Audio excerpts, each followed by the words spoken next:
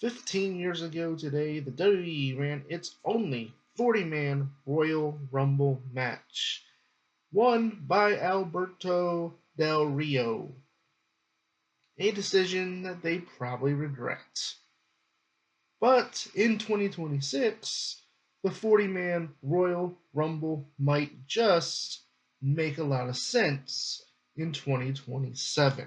Ladies and gentlemen, welcome to Ringside Cinema. I am Money Mike, and yes, it has been 15 years since the WWE ran its only 40-man Royal Rumble, and of course, we know the WWE did run the greatest Royal Rumble in 2018, which was in Saudi Arabia, and that was of course won by Braun Strowman. And now, with the landscape of the WWE today, thought it was very fitting on the anniversary of the 2011 Royal Rumble, the only 40-man Royal Rumble that has been done. It is now time to pose the question between Raw, SmackDown, NXT, TNA, AAA, Hall of Famers, legends returning. Is it time to bring back the 40-man Royal Rumble and 40 women Royal Rumble in 2027? And of course, with the Royal Rumble now including the women's Royal Rumble, obviously that would mean a pretty long show, especially when the WWE nowadays tends to keep their shows, their major PLEs, within the 3 hour window.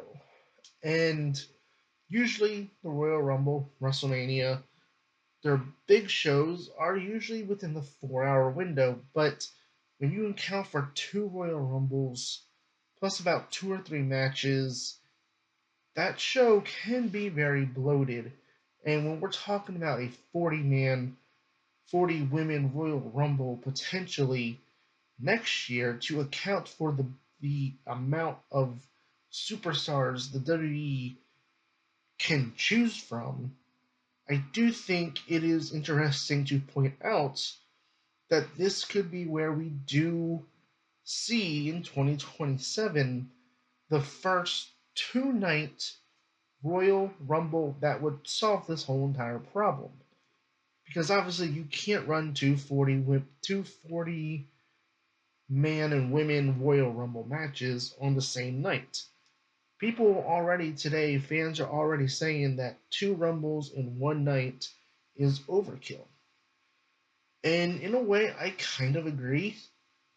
I think, when WWE started to expand out the shows to 2 nights, I think we looked at, okay, WrestleMania is the biggest show of the year. It makes a lot of sense. Okay, SummerSlam, okay, that's like the WrestleMania of summertime. But of course, everyone also said the Royal Rumble made a lot of sense because of the fact that we do have 2 Royal Rumbles now. The women's Royal Rumble can main event one night, the men's Royal Rumble can main event the other night.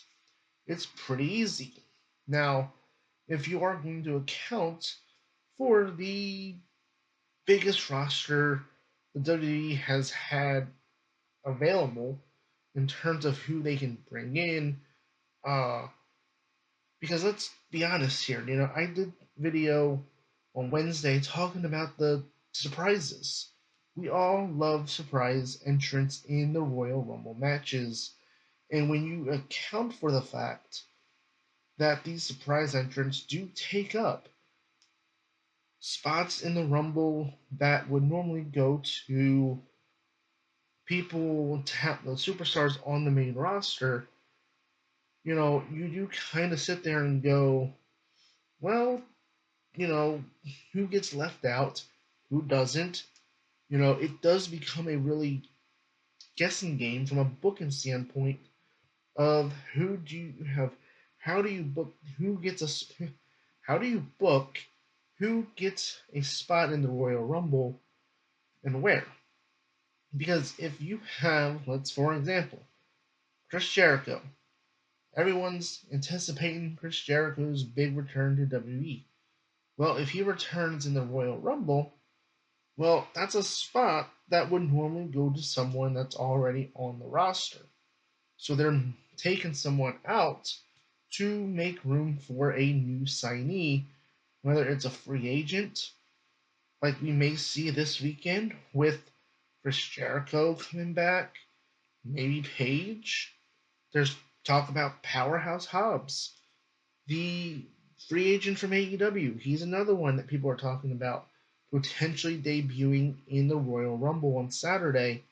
And again, those are spots that would normally go to talent that was already on the roster that technically end up not getting a Rumble spot. And then, of course, you have TNA. We've seen the partnership with TNA expand out to where it is today. And obviously, you have to look at it and go, well, we've seen Joe Hendry as a TNA World Champion. I did mention the possibility of Mike Santana potentially being in the men's Royal Rumble as the TNA World Champion. We've seen Jordan Grace before she signed the WWE. She was a TNA Knockouts champion who entered the Royal Rumble. Mickie James, also TNA Knockouts champion, entered the Royal Rumble. So these are spots that are taken up and taken away from active roster members, right? Now, obviously, taking away a spot or two from someone who realistically may not win it for a nostalgia pop, that's fine. But when you're sitting here looking at the roster, going, man, how do you how do you make this work within the realm of having surprises and also balancing out who on your active roster is going to be in the Rumble? And now that the WWE has all of this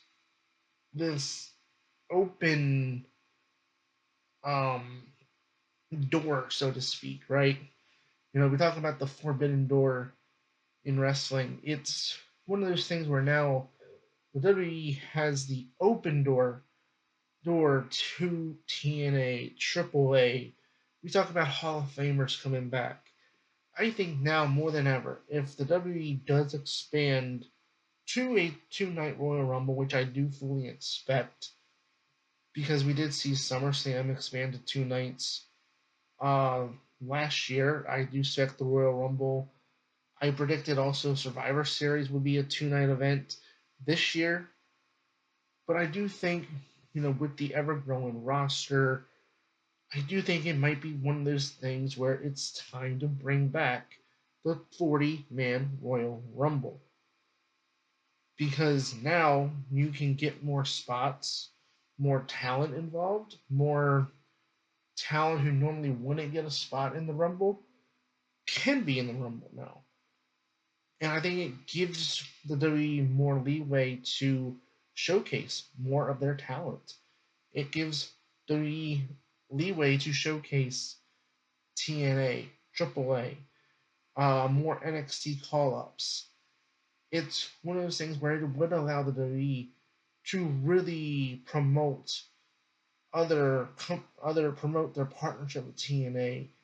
Maybe the NXT call ups that might be coming up on the roster soon. Maybe as soon as after WrestleMania. Some maybe as soon as their debut in the Royal Rumble. Opa Femi is in the Royal Rumble.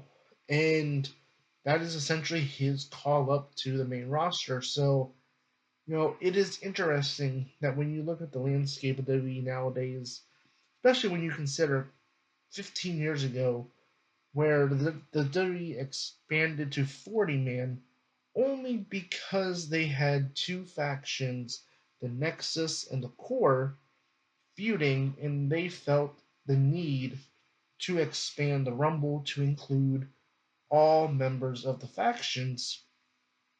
And now, as we are in 2026, just one day before this year's Royal Rumble, I pose a question to you. Do you want to see the WWE bring back the 40-man Royal Rumble in 2027. Because look, if it expands to 2 nights, I think you could do a 40-man Royal Rumble, a 40-women Royal Rumble, and showcase a ton of talent across the board in both Rumbles. And again, like I said, beginning of this video, I think the WWE would want to rewrite history when it comes to who won the 40-man Royal Rumble because, well, let's just say they're probably regretting the Alberto Del Rio booking decision in 2011. Hint, hint, I rebooked that Royal Rumble up here. But comment below, guys. Let me know your thoughts below. Do you want to see the Royal Rumble expand to 40 starting next year to account for the ever growing roster and the brands and promotions that can be involved in this match? Let me know in the comments below. And again, tomorrow, right here on this channel, I will be live streaming this year's Royal Rumble starting at 1:30 p.m. and we will find out who will be punching their ticket to WrestleMania 42. So go ahead, hit that like and subscribe button today. I've been your host, Money Mike, and you've been watching Ringside Cinema.